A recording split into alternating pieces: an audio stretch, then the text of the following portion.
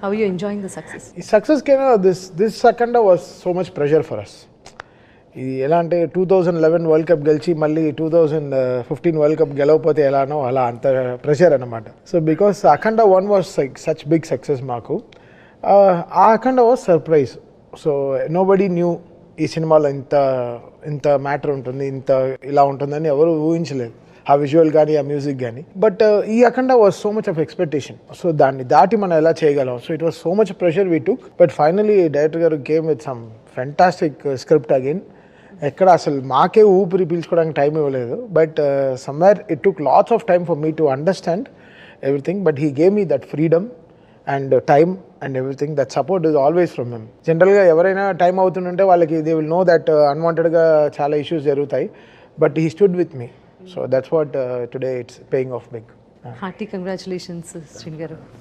ఎన్ని బలమైన కథలు చెప్పారు ఇండస్ట్రీలో. ఎన్ని సింహ దగ్గర నుంచి స్టార్ట్ చేస్తే అలా చెప్పుకుంటూ పోతే yeah. But I started working. ఆయన ఎప్పటి నుంచి నాకు తెలుసు, ముత్యాల సుబ్బయ్య గారి దగ్గర నుంచి తెలుసు నాకు. సో ఆ శ్రీను గారు ఇవాళ దేశం మొత్తం ధర్మం గురించి మాట్లాడుకుంటున్నారు అంటే దానికి మీరు కారణభూతం అయ్యారు అంటే చాలా గర్వంగా ఉంది. Very very. మీరు సెకండ్ హాఫ్ రాసుకొని ఫస్ట్ హాఫ్ చేశారా? ఒక ఆర్డర్ ప్రకారమే వెళ్ళారండి. అంటే ఈ బలమైన కథనం ఈ అఖండ 2లో, అఖండ తాండవంలో ఉంది కదా. సో ఇది ఊహించి మీరు అఖండ 1 చేశారా? అలా అన్నారా? నేను ఇందులో సెకండ్ హాఫ్ రాసి ఫస్ట్ హాఫ్ లేదండి. సెకండ్ పార్ట్ ఫస్ట్ చేసి అసలు first part as it is అనుకున్న తరం ఎప్పుడైతే ఎండ్ అది ఇచ్చానోనండి, అక్కడి నుంచే సెకండ్ పార్ట్ కూర్చున్నాను. బట్ ఉంది అప్పటికే ఒక లైన్ ఉంది మైండ్లో, ఎలా వెళ్ళాలి ఏంటి, సెకండ్ పార్ట్ చేస్తే ఎలా చేయాలి, ఎంత హై చేయాలి అనేది ఉందండి. ఆ ఎండ్ ఇచ్చాము. ఎండ్ ఇచ్చిన తర్వాతకి అప్పుడు కూర్చొని జస్ట్ చాలా స్పీడ్గా వచ్చింది. దాన్ని కరెక్ట్గా ఒక ఇది చేసేసి పక్కన పెట్టేసేసి కూర్చొని వేరే సినిమాకి వెళ్ళిపోయాను. యాక్చువల్లీ 160 రోజులు అనుకున్నటువంటి సినిమా 132 రోజుల్లో ఫినిష్ చేశారు అనేది నిజమే. 162 రోజులు షెడ్యూల్ ఇచ్చామండి. 132 రోజులు చేసేసాం. అంటే 7 monthsలో 5 months కంటిన్యూ షూట్లోనే ఉన్నాం. ఇంత వాల్యూమ్ ఉన్నటువంటి సినిమా అన్ని రోజుల్లో ఎలా కంప్లీట్ చేయగలిగారు? అంటే పక్కా స్క్రీన్ ప్లే ఉండాలి మీ దగ్గర. అంటే ముందే స్క్రిప్ట్ మీద కూర్చున్నప్పుడే పర్ఫెక్ట్గా, అంటే ఇలాంటి పెద్ద సినిమా వెళ్ళేటప్పుడు అండి నా ప్రొడ్యూసర్ని నేను కాపాడుకోవాలి. అందుకనే నేను ఒక 3 months పట్టే ప్రీ ప్రొడక్షన్ నేను 4-5 months తీసుకుంటాను. దానివల్ల అసలు వాళ్ళకి ఏం ఇబ్బంది ఉండదు. మహా ఉంటే నా ఆఫీసు, ఫుడ్ ఇది మాత్రమే ఉంటుంది. వన్స్ స్టేజ్ ఎక్కిందా, షూట్ స్టార్ట్ చేసామా, అన్ని బిల్స్ పడిపోతూ ఉంటాయి. అందుకని యాజ్ ఇట్ ఈజ్ అప్పుడు మాత్రం తీసుకుంటాను. కరెక్ట్ షెడ్యూల్ వేస్తామంటే, ఒకసారి వేసామంటే 40 days 50 days ఒకే షెడ్యూల్స్ వెళ్ళిపోతాం. పెద్ద షెడ్యూల్ వెళ్తాను నేను. పెద్ద హీరో ఆయన. కొన్ని వందల సినిమాలు చేసి ఈరోజు కూడా ఫస్ట్ డే షూట్కి వచ్చినప్పుడు టైంకి వస్తారు. డబ్బింగ్ అంటే ఫస్ట్ ఆయనే ఉంటారు, నువ్వు జస్ట్ టైం చెప్తే చాలు. Again and again me choice Balayya గారే కదా always. What is a bond? అది ఎంత చెప్పినా తక్కువేనండి. మా సినిమాల ద్వారానే తెలుస్తుంది. అది మీరు చూస్తే తెలిసిపోదండి. ఇక మళ్ళీ ప్రత్యేకంగా చెప్పేది ఏం లేదు. ఒకటేనండి, ఈ సినిమా ఎగ్జాంపుల్ మీరు అడిగిన దానికి. 162 రోజులు షెడ్యూల్ ఇచ్చి, డేట్స్ ఇచ్చి 132 daysలో చేసేసామంటేనే మీరు అర్థం చేసుకోవచ్చు ఆయనకి నాకి మధ్య ఉన్న ఒక ఇదేంటి అనేది. ఆయన ఉన్నాడు కాబట్టి ఆ ధైర్యమే మేము నడిచేది కూడా, లేదంటే అంత స్పీడ్ చేయలేమండి. అండ్ అఘోర పాత్రలో ఆయన్ని చూస్తే అండి అదిగో. And the best part is మీరు ఏ సీజీ చేసి ఆ ఫేస్ కరెక్షన్స్ అవి ఇవి ఏవి లేకుండా లేదు, యాజ్ ఇట్ ఈజ్ ఆయన ఎలా ఉన్నారో అలాగే ఆయనలో దైవత్వం చూపించడం అనేది చాలా గొప్ప విషయం. క్యారెక్టరైజేషన్ తీర్చిదిద్దిన విధానం కూడా, అంటే ఆయన ఎప్పుడు స్క్రీన్లో కనిపించినా కూడా లేచి దండం పెడుతున్న చిన్నపిల్లల దగ్గర నుంచి పెద్దవాళ్ళ వరకు, అంటే ఫ్యామిలీ మొత్తం కమర్షియల్ సినిమాని ఫ్యామిలీ అందరూ వెళ్ళి చూడొచ్చు అని నిరూపించిన అఖండ 2. సనాతన ధర్మం గురించి అనుకునే స్టోరీ తయారు చేశారు. ఇదంతా అనుకునే చేశాము.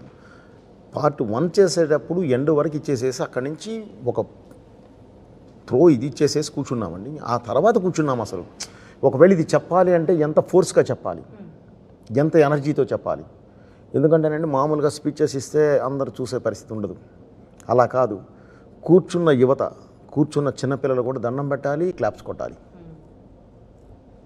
దానికి కావాల్సిన విధంగా ఎలా చెప్పాలి అనేది, మన దేశం ఏంటి, మనం ఏంటి, ఎంత గొప్పవాళ్ళం, భారతీయులు ఎంత గొప్పవారు, ఎంత మేధస్సు ఉన్నవాళ్ళు, ఎంత హై ప్రపంచానికే ఎలా దారి చూపించిన వాళ్ళు, మన ధర్మం ఎంత గొప్పది, తల్లి వేరు లాంటి ఈ ధర్మం ప్రపంచం మొత్తం పాకింది. పాకిన ప్రతి చోట ఇది ఎక్కడికైతే వెళ్ళిందో దాన్ని ఆచరించిన దేశాలు బాగున్నాయి, ఆచరించని ఈరోజు ఎలా ఉన్నాయి. మన దైవం వెన్నుముక లాంటి దైవం, ఏదొచ్చినా నాకు దేవుడు ఉన్నాడు అనుకునే మన తత్వం. సో ఆ దైవం, దేశం, ధర్మం, దైవం, ఈ మూడింటి మీదే ఈ సినిమా నిర్మించబడింది. తల్లి సెంటిమెంట్ కూడా ఎంత అద్భుతంగా పలికించారు. మీరు తమన్ గారికి ఎక్స్ప్లెయిన్ చేసేటప్పుడు స్టోరీ ఎలా ఎక్స్ప్లెయిన్ చేశారు? How did he? మాది ఒక ఇది ఉంటుందండి. ఇప్పుడు బాలయ్య గారికి ఒక రకంగా చెప్తారు మీరు. బాలయ్య గారు అస్సలు కథ వినరమ్మా, వింటా అసలు మాది ఆయన ఒకటే చెప్తారు, రైట్ గారు మీరు క్లియర్గా ఉన్నారు కదా, ఓకే ఇంకెందుకు మీరు చూసుకోండి, నేను నమ్ముతున్నాను మిమ్మల్ని అంతే. సో ఒక బాండ్ స్క్రిప్ట్ అది ఇది ఏమి ఉండదు అస్సలు ఏది ఆయన వినరమ్మా. ఆయన అంటే వినరు అంటే అన్నీ వింటారు, ఓకే, నన్ను నమ్ముతారు, నన్ను వింటారు ఆయన. సో ఆ నమ్మకమే మా మీద బలం పెంచుద్ది, నాకు బరువు పెంచుద్ది, ఓకే, ఇంకా బాధ్యత పెంచుద్ది. సో జాగ్రత్తగా చేసుకుంటూ వెళదామా. ఓన్లీ ఆ గెటప్ మాత్రమే ఆయన ఫస్ట్ నేను ఇది తీసుకొని వెళ్ళి కూర్చొని ఆ గెటప్ టెస్ట్ చేసి, ఆ గెటప్ టెస్ట్ ఓకే అయిపోయిందంటే ఇక అసలు ఆయన ఏం కోచింగ్ చేయరు, నమ్మేస్తారంతే. నాది అంతే, ఆల్మోస్ట్ నాది అంతే. నేను ఇంకా షూటింగ్కి వెళ్ళి ఒక డేట్ చెప్పి వారికి ఒక డేట్ చెప్పాను, బ్రదర్ కొబ్బరికాయ కొట్టిన రోజే ఆగస్ట్ 10వ తారీఖు నేను కాపీ ఇస్తున్నాను, డైలాగ్ అండ్ ఎఫెక్ట్స్తో కలిపి ఇచ్చేస్తున్నాను అని చెప్పాం. యాజ్ ఇట్ ఈజ్ 10వ తారీఖు సినిమా. నేను ఆ డేట్ అన్నీ మర్చిపోయాను. సరే వస్తుందిలే అలా అనుకున్నాను. కరెక్ట్గా ఆగస్ట్ 10కి మధ్యాహ్నం 4ంటికి ఫోన్ చేసి రేపు మార్నింగ్ 10ంటికి కలుద్దామండి అన్నారు. ఆఫీస్కి వచ్చేయండి. జనరల్గా ఫస్ట్ హాఫ్ చూపిస్తారు అనుకుంటే సెకండ్ హాఫ్ కూడా చూపించేశారు. అయిపోయింది. ఇంకా నేను సినిమా చూసిన తర్వాతే మధ్యలో 2 పాటలు చేసాం, జాజికాయ సాంగ్, అఖండ టైటిల్ సాంగ్, అక్కడ వేగ్గా కంపోజింగ్ వినింది. బట్ సినిమా చూసిన తర్వాత ఈ సినిమాలో ఇంకా చాలా మ్యాటర్ ఉందని చెప్పి 7 పాటలు కూర్చొని కంపోజ్ చేసాం హైందవం గురించి. సో మొత్తం సినిమా చూసిన తర్వాత వచ్చినటువంటి ఐడియా ఎక్కడెక్కడ ఏది యాడ్ చేస్తే బాగుంటుంది అనేది రీ రికార్డింగ్ లో. హైందవం, తాండవం, అమ్మ పాటలో శివుడు ఎలా రావాలి, ఆ శివుడికి తగిన స్క్రిప్ట్. బికాస్ ఇలాంటి సనాతన ధర్మం ఉన్న సినిమాలో ఓవరాల్గా మనం వెనకాల నుంచి వ్యూ చేయలేం పాటలు. లోపల సినిమా డ్రైవ్ చేస్తున్నప్పుడే ఫైట్కి సాంగ్ కానీ అది ఎంత ఎంటర్టైనింగ్గా చెప్పగలం అనేది. సో ఆ కోపానికి తగ్గినట్టు మంత్రాలు కరెక్ట్గా, అది అఖండ 1లోనే చాలా ప్రాక్టీస్ చేసాం. అఖండ 1లోనే చాలా ఎక్సర్సైజ్ అయిపోయింది. అంటే అది 10th ఎగ్జామ్, ఇది 12th ఎగ్జామ్. ఏదైనా ఎగ్జామ్. బట్ అఖండ 1 and 2లో నేను మ్యూజిక్లో ఎలివేషన్స్లో కూడా డివినిటీ కనిపించింది. బికాస్ ఆ అఖండలో మీరు చూస్తే ఫస్ట్ హాఫ్ మొత్తం ఈ బాలయ్య రారు. అవును, దీంట్లో ఫస్ట్ రీల్లోనే వచ్చేస్తారు. సో ఫస్ట్లోనే మేము డిజైన్ చేసి చెప్పేయాలి ఇది కదా, ఈయన ఎప్పుడైనా వస్తాడని చెప్పి. సో మళ్ళీ 2, 3, 4 మళ్ళీ కుంభమేళా నుంచి సినిమా రైస్ అవుతుంది. కుంభమేళా ఎపిసోడ్ నుంచి ఇంకా క్లైమాక్స్ దాకా అసలు మమ్మల్ని అసలు పీకల దాకా పెట్టేశారు. ఇంకా అసలు మామూలు ఫీడింగ్ కాదు. రోజు నేను అసలు ఆయన అసలు అంతే అసలు మేము ఎంజాయ్ చేస్తాం అంతే. ప్రెషర్ ఉంటుంది. ఆయన కొంచెం సార్ అని కొంచెం కోపంగా మాట్లాడతారు అప్పుడప్పుడు, కొంచెం బలంగా. అంటే సారే కొంచెం వాల్యూమ్ పెరిగి వస్తుంది. ఓ సార్ కోపంగా ఉన్నారు, నేను ఫీల్ అవ్వాలి. ఎందుకంటే చెప్పిన టైంకి జరగదు, అవ్వదు. సో అప్పుడప్పుడు మనకి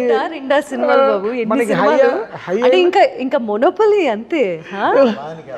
ఈ సినిమా వచ్చేసరికి సపరేట్ కష్టం, చాలా కష్టం. దీనికి ఒక ఆరాట్ చేయాలి అని అంటే గ్యారంటీ ఒక ఎక్సర్సైజ్ అనేది సపరేట్గా చేయాలి. మామూలు సినిమాలకు చేసినంత ఈజీ కాదు, తపస్సులా చేయాలి. సినిమా తపస్సులా వచ్చి ఎదురుగా కూర్చున్నప్పుడు కంపల్సరీ అది ఇది చేయాల్సిందే. ఇప్పుడు శివుడు ఇప్పుడు వన్స్ మొత్తం ఇచ్చిన తర్వాత తల్లి దగ్గర శివుడు వచ్చే దగ్గర నుంచి కూడా అంతకుముందు మనకేం ఇది లేవు, చూసిన తర్వాతే ఆ సాంగ్స్ వచ్చినాయి.